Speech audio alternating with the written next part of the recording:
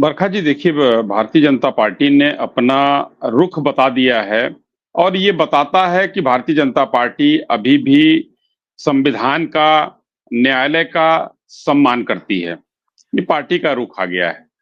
मगर निशिकांत जी ने जो कहा, आज पूरे देश में उस पर चर्चा हो रही है।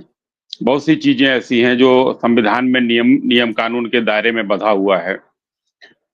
सुप्रीम कोर्ट के कॉलेजियम ने राहुल गांधी जी को और ओवैसी जी को, इन लोगों को छूट दे रखा है कि ये कोर्ट के खिलाफ कुछ भी बोल सकते हैं। इन लोगों के खिलाफ कुछ नहीं, कोई एक्शन नहीं होगा। राम मंदिर, बाबरी मस्जिद वाला जब फैसला आया था, पूरे देश ने माना था, लेकिन ओवैसी जी तो अभी भी चिल्लाते हैं कि फैसले के खिलाफ चिल्लाते हैं। आपने ध्यान दिया होगा, फैसले के खिलाफ चिल्लाते हैं। कभी भी उनके खिलाफ कोई ऐसी चर्चा नहीं हुई कि उनको जेल जेल में जाना चाहिए या नहीं जाना चाहिए। आज के दिन तक, कुछ दिन पहले तक चिल्ला रहे थे, जब तक ये वक्फ बिल का नहीं आया था मामला। राहुल गांधी जी कई बार बोल चुके हैं, सदन में उन्होंने इस मुद्दे को उठाया है। तो इसमें कहीं कहने की जरूरत नहीं है। संविधान को उस दिन खरोच तक नहीं आई जिस दिन इंदिरा जी ने कहा, क्या जस्टिस शाह इस देश को चलाएंगे। लेकिन आज संविधान को तो पूरा डेंट हो गया एकदम से, जिस तरीके से ये चीजें चल रही हैं। तो इस देश में ये दोहरा मापदंड क्यों? और आपने अभी जो है हेमंता बिस्वा शर्मा जी के ट्वीट की बात की, उसमें एक एक पॉइंट उन्होंने जस्टिस मित्रा जी, दीपक मिश्रा का लिखा है, उसमें चंद्रचूड़ जी का लिखा है, सबका लिखा, पढ़ने में और आप दिखाई रही हैं, शायद उसको कहने में बहुत समय लगेगा। देखिए, कुल मिलाकर कई जगह देखा जा रहा है कि हिंदुस्तान है, अभिव्यक्ति की आजादी है, तो चर्चा तो हो सकती है। और हर बात में कहीं ना कहीं सुप्रीम कोर्ट सही है, इसको भी कहना उचित नहीं है, क्योंकि नहीं, बहुत सी चीजें ऐसी हैं। जी। चर्चा जरूर हो सकती है, लेकिन पर्सनल अटैक्स एक चीफ जस्टिस के बारे में कहना कि वही धार्मिक जो विवाद हैं, सिविल वॉर्स हैं, उनके लिए उनको रिस्पॉन्सिबिलिटी लेनी होगी, ये तो एक पर्सनल चीज हो गई, जिससे नहीं, वो बीजेपी नड्डा एकदम, ने भी कहा है कि ये गलत है।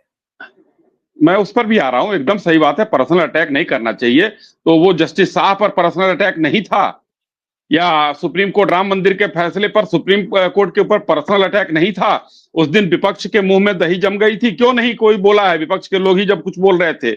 और उसमें भी कहना यह है कि लगभग 1 सवा 100 1995 में इस आर्टिकल, इसमें संशोधन हुआ, इस नियम में, संविधान के इस संशोधन हुआ 1995 में, 2013 में भी संशोधन हुआ।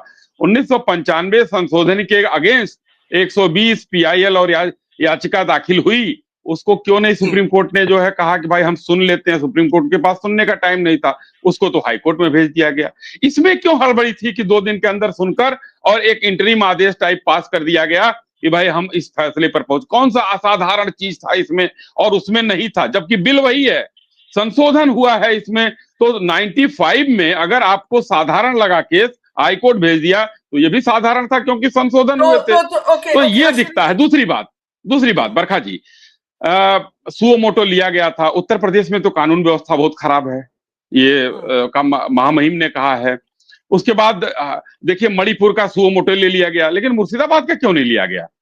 ये धार्मिक चीजें क्यों हो रही हैं? आखिर आप क्यों, क्या चाहते क्या है? मैं किसी के खिलाफ नहीं हूं, मैं कह रहा हूं चर्चा होगी। और चर्चा में चाहे वो माननीय सांसद हो या हम लोग यहाँ चर्चा करेंगे, कोई भी गलत करेगा, चर्चा होगी। अगर एक अश्वनी शाही अभी 2 लाख के नोटों के साथ कहीं पकड़े जाते हैं, तो पूरे देश में फैलेगा कि भाजपा के प्रवक्ता के पास 2 लाख के अवैध नोट पकड़े गए।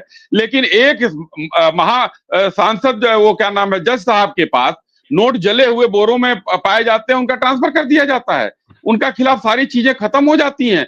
ये देखिए, दोहरा मापदंड नहीं चलेगा। 3 स्तंभ हैं, तो ओके, 3 स्तंभ को एक दूसरे के साथ चलना चाहिए मिलकर। सबका सम्मान सबको करना आपने चाहिए। जी जी, बोल। आपने ना कहते भी कुछ सवाल उठाए हैं, आपने एक सिलेक्ट